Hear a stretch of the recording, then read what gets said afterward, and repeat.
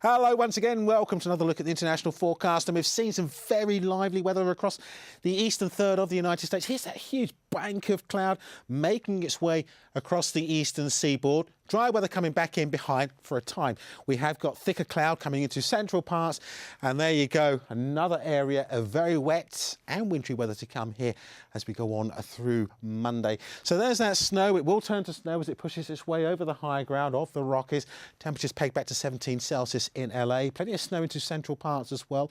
Denver, temperatures falling back to just freezing as a high. And we've got cooler air, but at least it's dry by the time we come to Monday around the eastern seaboard. So 8 degrees there for New York. Notice that wintry weather just clinging on around the Canadian Maritime, so that could cause a few problems. Elsewhere, it should be largely dry, and it's largely dry too across the Caribbean. Some lovely sunshine here. Maybe northern parts of Nicaragua pushing into Guatemala could see a few showers, but for most, it's set fair. We'll see temperatures getting up to 27, maybe 28 Celsius. Some pleasant weather to come then. Pleasant weather too into central parts of Europe, but topping and tailing that, looking a bit disturbed. It's wet, it's very wintry down into that southeastern corner. More heavy snow to come into Scandinavia and more specifically Norway.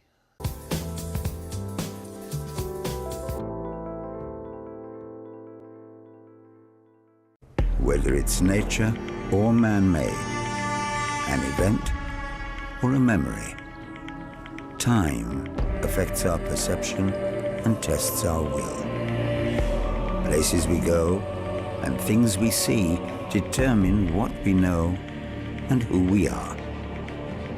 Open your eyes to a world of documentaries. Witness at this time on Al Jazeera.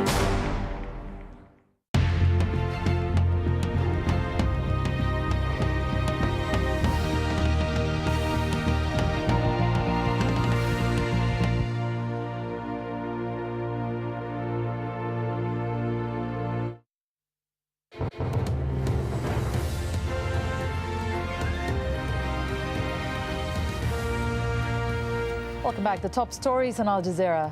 Libyan state television has broadcast an appearance by Muammar Gaddafi before crowds in Tripoli's Green Square. Pro-government supporters have been rallying in the capital on Sunday.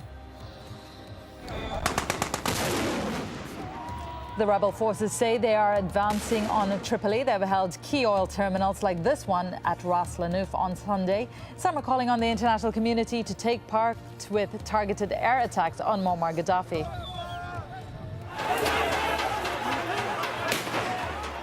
Security forces in Cairo have broken up a crowd of protesters who were trying to get access to the Ministry of Interior.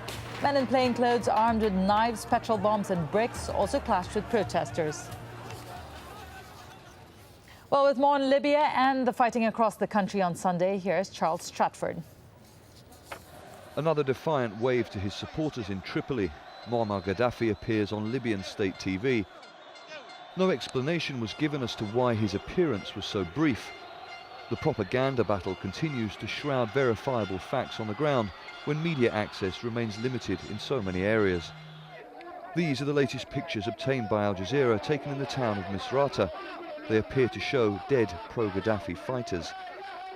A foreign ministry spokesman claimed local pro-Gaddafi groups were supporting the military in Misrata, a town some 100 kilometers east of Tripoli that it earlier claimed had been recaptured from the opposition rebels. One of the brigades took the repositioned and didn't want to engage in the fighting.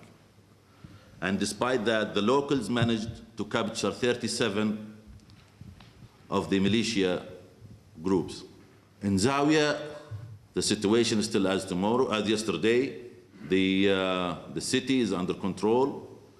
There are few people who are taking human shields in some houses and flats and using their own families as a human shield.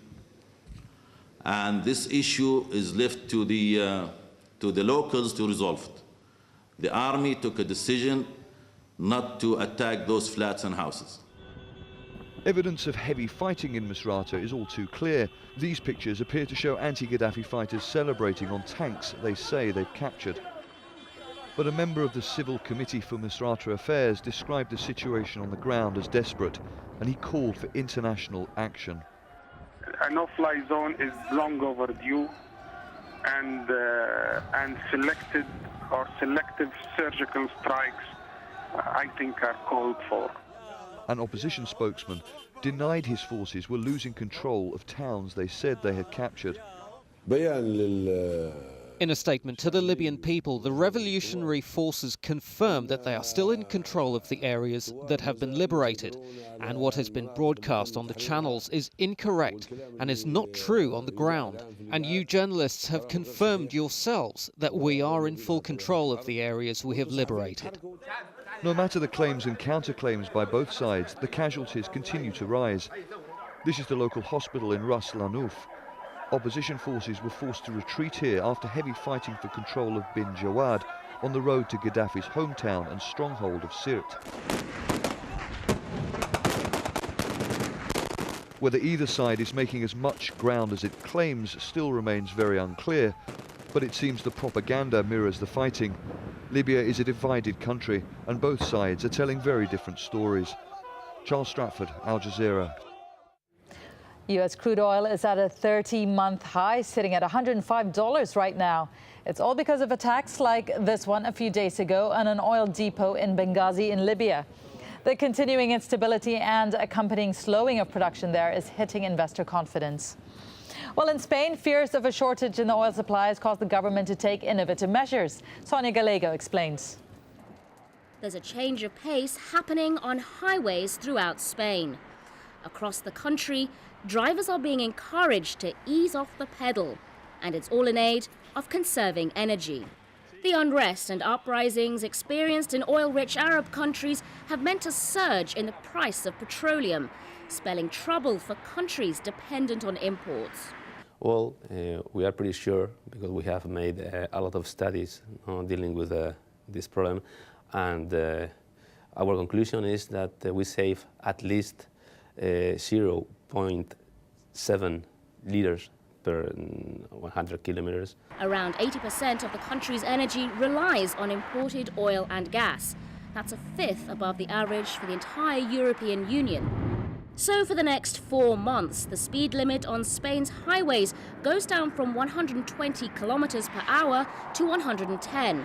That, says the government, will reduce oil imports by 5%, saving the country just over $3 billion. Well, Libyan oil currently accounts for just over 13% of Spain's demand.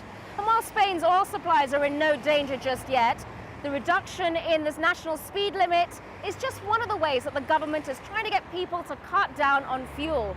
And that's a scenario that's not been seen in this country since the 1973 oil crisis.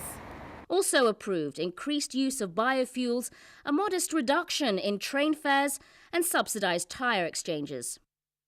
But with a sluggish economy still struggling its way out of the recession, the measure hasn't exactly been welcomed with open arms, with many seeing it as a ploy to distract the country from other problems. I think that there are more important things that the government should be concerned with, and they shouldn't be wasting people's time and money on this. It is laughable. It doesn't really contribute anything.